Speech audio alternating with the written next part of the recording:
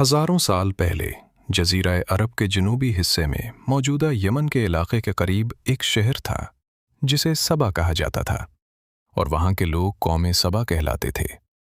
हर तरफ लहलहाते खेत और फलों से लदे दरख्त थे, मगर ये कौम शिर्क में मुब्तला थी और सूरज की पूजा करती थी। बादशाह शरहजील बिन मालिक के इंतकाल के बाद उसकी बेटी बिल्कीस तख्ते सबा पर बैठी।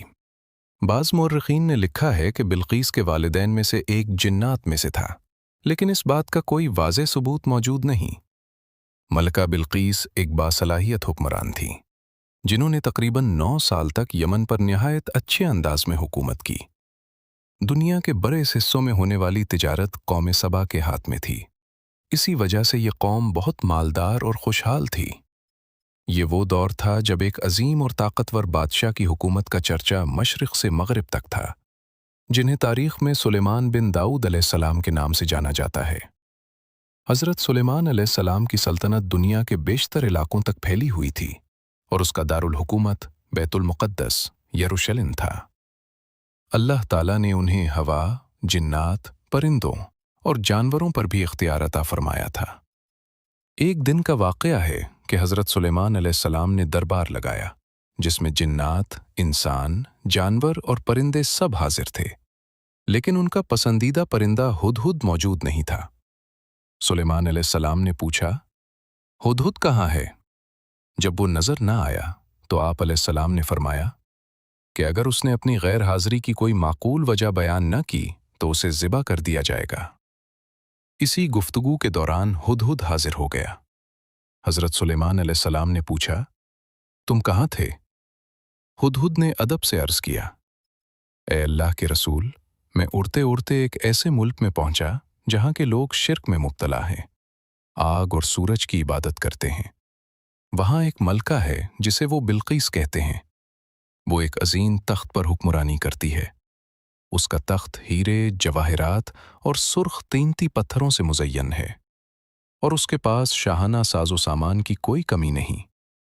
हज़रत सुलेमान अलैहिस्सलाम ने फरमाया, अगर आपकी बात सच है तो मेरा ये ख़त इस मलका तक पहुंचा दो ताकि वो शिर्क से बाज आ जाए, और जब ख़त दे दो तो वहीं रुककर उसका रद्द अमल सुनना, फिर वापस आकर मुझे खबर देना। हज़रत सुलेमान अलैहिस्सलाम ने ख़त भेजा जिसमें लिखा था, अल्लाह के नाम से जो निहायत मेहरबान, बहुत रहम करने वाला है। ये बाइज़्ज़त ख़त सुलेमान बिन दाऊद की तरफ से मलका सबा बिल्कीस के नाम है। हिदायत की पैरवी करने वालों पर सलामती हो। मेरे मुकाबले में सरकशी न करो, बल्कि फरमानबरदारी के साथ मेरे पास आ जाओ। ये ख़त दरअसल मलका सबा और उसकी कौम को इस्लाम की दावत था। हुदहुद ये ख़त लेकर आया और मलका बिल्कीस की गोद में डाल दिया। उस वक्त मलका के दरबार में तकरीबन 300 वुज़रा मौजूद थे। जब ख़त पढ़ा गया तो बाज़ वुज़रा गुस्से में आ गए और कहने लगे कि यह हमारी तौहीन है, हमें सख्त जवाब देना चाहिए। लेकिन मलका बहुत समझदार थी। उसने उन्हें समझाया कि इस ख़त से ज़ाहिर होता है कि ये कोई आम बादशाह नहीं बल्कि अल्लाह का नबी है, इसलिए हमें हिकमत से काम लेना चाहिए। मलका ने कहा कि मैं सुलेमान अलैहिस्सलाम को एक तोहफ़ा भेजती हूँ। अगर वो उसे कबूल कर ले तो वो सिर्फ बादशाह है, फिर मैं उससे जंग करूंगी। लेकिन अगर वो तोहफ़ा कबूल ना करे तो मैं उसकी पैरवी करूंगी, क्योंकि वो अल्लाह का नबी है। हुद हुद ये सारी गुफ्तगू सुन रहा था। वो वापस आकर हज़रत सुलेमान अलैहिस्सलाम को सब कुछ बता गया। हज़रत सुलेमान अलैहिस्सलाम ने जन्नात को हुक्म दिया कि शहर के दरवाजे पर सोने और चांदी की ईंटों का फर्श बिछाया जाए। सड़क के दोनों तरफ सोने से बने अजीबो गरीब मुजस्समे खड़े किए जाएं।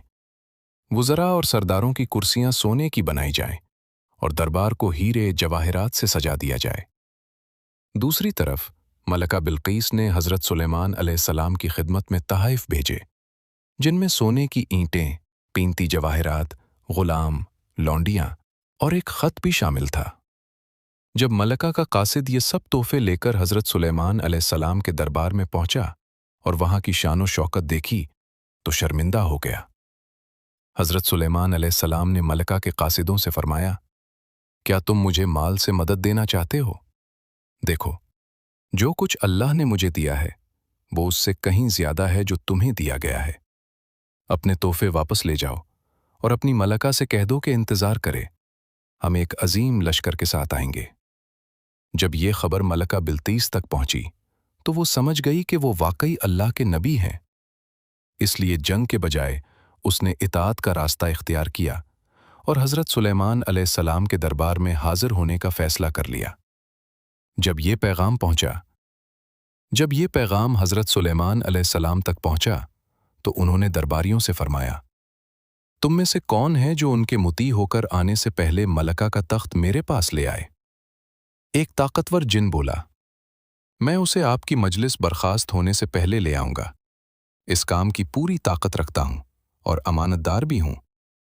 پھر ایک اور شخص نے جس کے پاس کتاب کا علم تھا عرض کیا، میں اسے آپ کی پلٹ جھپکنے سے پہلے حاضر کر دوں گا۔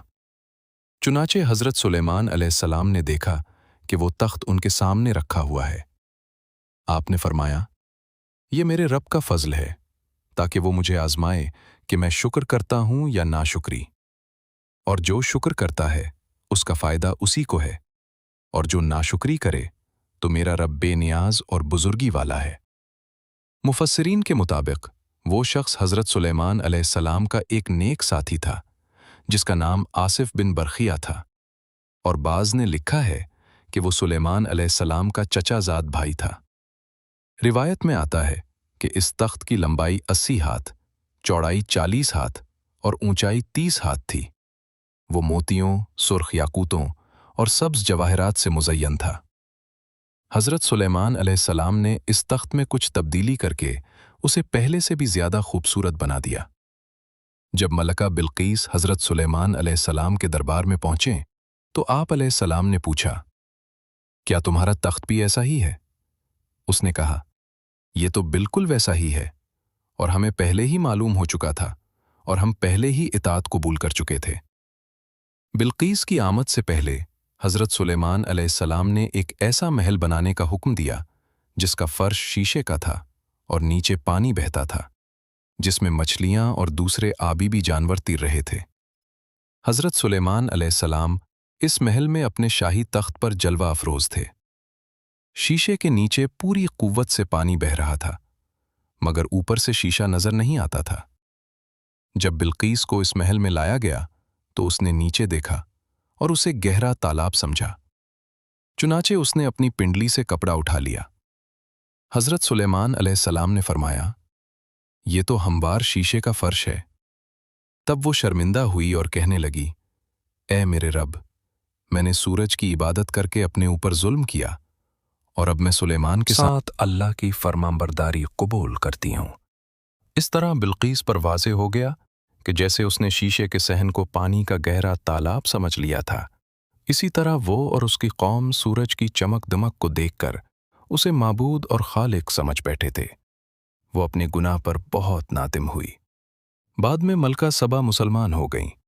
بعض روایات میں ہے کہ انہوں نے حضرت سلیمان علیہ السلام سے نکاح کر لیا، جبکہ بعض کے مطابق حضرت سلیمان علیہ السلام نے انہیں یمن واپس بھیج دیا اور وہاں ان کے لیے 3 عظیم محلات تعمیر۔ رضوی کو اجازت دیجیے۔ پاکستان زندہ باد۔